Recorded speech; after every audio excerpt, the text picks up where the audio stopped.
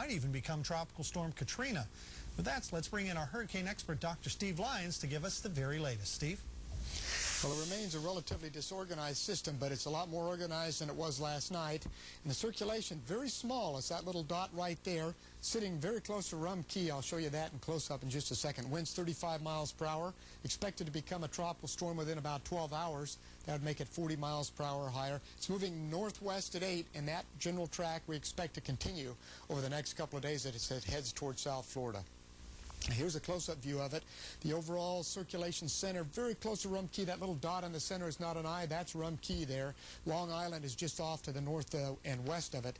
But there's a lot of shower action with it, and that shower action is going to be heading toward Florida as well. You can see some of it already approaching the Bahamas, northwestern Bahamas and the Florida Keys tonight. Now, what are we going to see from it the next few days? 72-hour track, basically to the west-northwest, arcing slowly more toward the west through time. Basically, the central to northern Keys up through the central East Florida Peninsula is the area where the circulation center is most likely to make landfall sometime Thursday afternoon, Thursday night into Friday morning time frame. Now, the thing could slow down a little bit once it gets over land and produce quite a bit of rain.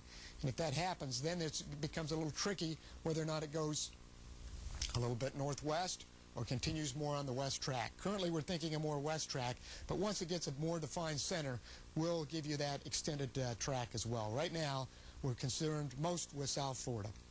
Now, we do have tropical storm warnings up for the central and northwestern Bahamas. Some of these could be changed to hurricane watches if the system continues to strengthen. And as it moves toward the Florida coastline, we may see some tropical storm watches or warnings go up for the coast later tonight or tomorrow. Probably tomorrow. The system is not moving that fast. So that's a story with that system there. A lot of rain over the Bahamas. In the meantime, we say adios to Jose. The rest of the Atlantic is quiet. And Hillary in the Eastern Pacific is just a wave event. Let's get back to the studio.